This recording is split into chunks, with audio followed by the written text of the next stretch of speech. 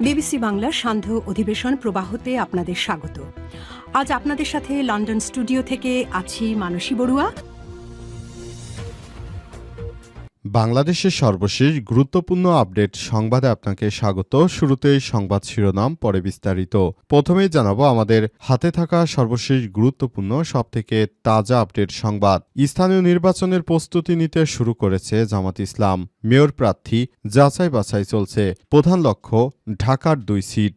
স্থানীয় সরকার নির্বাচনের প্রস্তুতি গ্রহণ শুরু করেছে সংসদের বিরোধী দলীয় দল জামাত ইসলাম। উপজেলা চেয়ারম্যান, পৌরসভার মেয়র এবং ইউনিয়ন পরিষদের চেয়ারম্যান পদে আগেই প্রার্থী ঠিক করেছে দলটি। সিটি কর্পোরেশনের মেয়র প্রার্থী বাছাইয়ের কাজ শুরু হবে খুব শীঘ্রই। আজ জামাত ইসলামের পক্ষ থেকে সব তথ্য জানানো হয়েছে। তারা বলছে, আমরা পুরো ঢাকার নিয়ন্ত্রণ নেওয়ার জন্য মেয়র প্রার্থীদেরকে সেভাবেই নমিনেশন দেওয়ার ব্যাপারটি নিয়ে খুবই গুরুত্ব দিচ্ছি। এরপর জানাবো, বিএনপির মন্ত্রিসভায় যারা রয়েছেন খেলাপি সদস্যরা কবে দেশের ঋণ পরিশোধ করবেন? প্রশ্ন নাহিদ ইসলামের। বিএনপি থেকে যারা খেলাপি রয়েছেন, অর্থাৎ ব্যাংক থেকে টাকা নিয়ে, দেশের টাকা নিয়ে যারা সেই টাকার পরিশোধ করেননি, এর মধ্যে ধর্মমন্ত্রী 1900 কোটি টাকা নিয়ে সেই টাকা ফেরত দেয়নি। এরা কবে টাকা ফেরত দেবে এই কথাই জানতে চেয়েছেন জাতীয় নাগরিক পার্টি এনসিপির আহ্বায়ক এবং বিরোধী দলীয় চিফ হুইপ নাহিদ ইসলাম। আজ তিনি এসব কথা জানিয়েছেন। তিনি বলেন, ঋণ খেলাপিরা আবারও সংসদে গেছে, তাহলে এদেশটা কিভাবে ভালো দিকে যাবে? আবারও তারা লুটপাট করবে। পুরানো ঋণ কবে শোধ করবে? এই প্রশ্ন তুলেছেন তিনি। এদিকে চাঁদা না দেওয়ায় জুটমিল মালিকের বাড়িতে ককটেল বিস্ফোরণের অভিযোগ। যশোরের অভয়নগরে চাঁদা না দেওয়ায় রোমান জুটমিলের মালিক মোহাম্মদ আলীর বাড়িতে ককটেল বিস্ফোরণের অভিযোগ পাওয়া গেছে। আজ রাত 2টার দিকে উপজেলার নওপাড়া গ্রামে এই বিস্ফোরণের ঘটনা ঘটে। এবারে জানাবো, চাঁদাকে কি জাতীয়করণের ঘোষণা দেয়া হলো? জামাতের আমিরের প্রশ্ন। সড়ক পরিবহন, রেল ও নৌপরিবহন মন্ত্রী শেখ রবিউল আলমের দেয়া বক্তব্যের প্রতি ইঙ্গিত করে জামাত ইসলামের আমির বলেছে, এমনি বিএনপির চাঁদাবাজিতে অতিষ্ঠ হয়ে পড়েছে দেশের মানুষ। নতুন করে তারা যদি এই চাঁদাবাজিকে বৈধতা দেয়, তাহলে দেশের জনগণ কোথায় যাবে?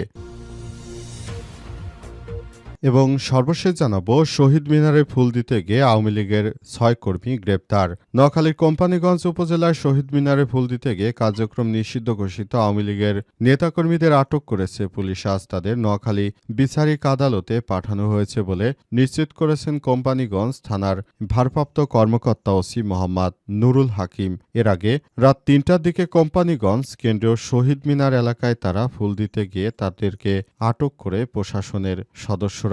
এই ঘটনার পর পুরো এলাকায় থমথমে অবস্থা বিরাজ করছে। সবাই যার যার জায়গা থেকে সতর্ক অবস্থানে রয়েছে। কোনোভাবেই বিএনপির নেতৃত্ববৃন্দরা আওয়ামী লীগের পুনর্বাসন চায় না, এমনটাই বলা হচ্ছে। প্রিয় দর্শক, এতক্ষণ শুনছিলেন সংবাদ শিরোনাম, এবারে বিস্তারিত।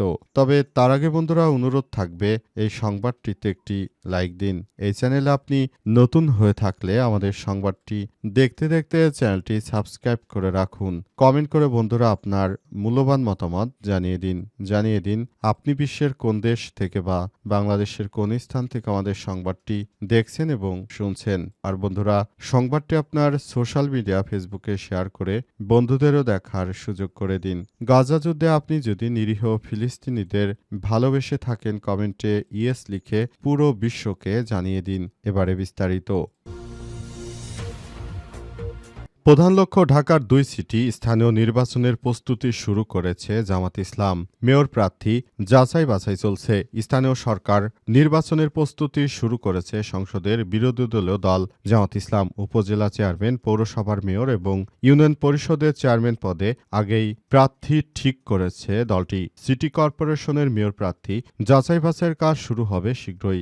বিশেষ করে রাজধানী ঢাকার 2 সিটি কর্পোরেশনে জয়ী হওয়া জামাতের প্রধান লক্ষ্য। ডক্টর মোহাম্মদ ইউনূসের নেতৃত্বাধীন অন্তর্বর্তীকালীন সরকার স্থানীয় সরকার এ সংক্রান্ত আইনগুলো সংশোধন করেছে অধ্যাদেশের মাধ্যমে। পরিবর্তন করা হয়েছে গণপ্রতিনিধিত্ব আদেশ আরপিও।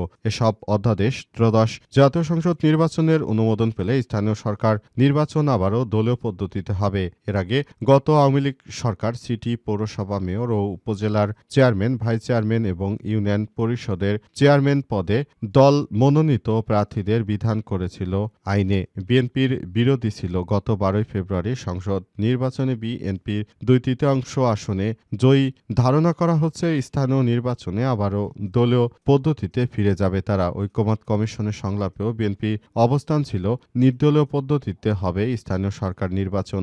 বিএনপি প্রায় প্রতিটি জায়গায় আসলে তারা নিজেদের স্বার্থ মোতাবেক কাজ করার চেষ্টা করছে। তারা মনে করছে যে বাংলাদেশের যে কর্মক্ষেত্রগুলোই থাকুক না কেন তারা সব জায়গায় নিজেদের দলীয় ব্যাপারগুলোকে তারা জনগণের সামনে আনতে শুরু করেছে।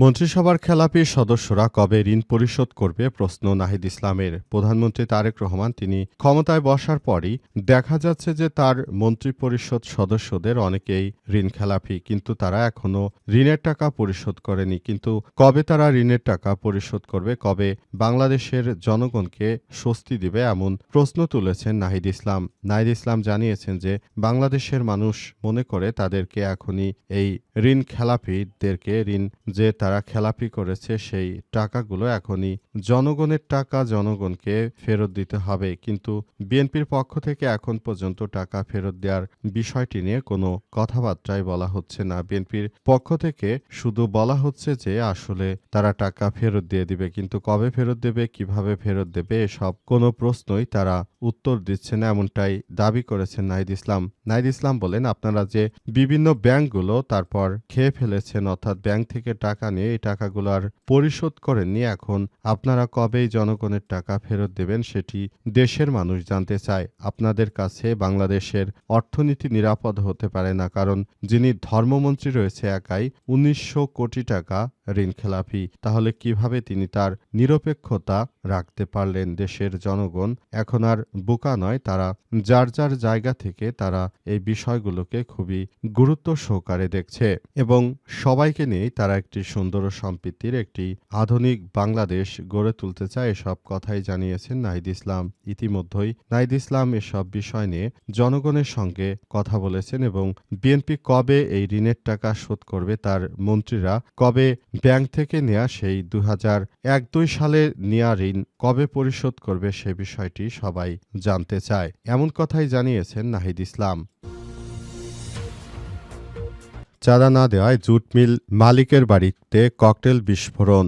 যশোরে অভয়নগরে চাঁদা না দেওয়ায় রোমান জুট মিলের মালিক মোহাম্মদ আলীর বাড়িতে ককটেল বিস্ফোরণের ঘটনা ঘটেছে। আজ উপজেলার নওপাড়া গ্রামে এমন ঘটনা ঘটে, তবে এই ঘটনায় কেউ হতাহত হয়নি। তবে এই বিষয়টি নিয়ে অনেকেই বলাবলি করছে বিএনপির চাঁদাবাজ সন্ত্রাসীরা তারা এভাবে সাধারণ মানুষের কাছ থেকে টাকা না পেয়ে তারপর সাধারণ মানুষের বাড়িতে এসে তারা হামলা ও ভাঙচুর চালিয়ে যাচ্ছে। এই ধরনের কর্মকাণ্ড ঘটে তারা মূলত নতুন করে আবারও বাংলাদেশে একরকম ত্রাসের রাজত্ব কায়েম করতে চায়, যেটা 2001 থেকে 2006 সাল পর্যন্ত বিএনপি পরপর দুর্নীতিতে চ্যাম্পিয়ন করেছিল। আশা করা হচ্ছে এবারও তারা সেই ক্ষমতার অপব্যবহার করতে শুরু করেছে। শুধু যশোর নয়, বরং কুয়াকাটা থেকে শুরু করে কক্সবাজার, দেশের প্রায় প্রতিটি জায়গায় আবারও তাদের চাঁদাবাজি, রাহাজানি, সন্ত্রাসী কর্মকাণ্ড ক্ষমতা পাওয়ার সঙ্গে সঙ্গেই বৃদ্ধি পেয়েছে।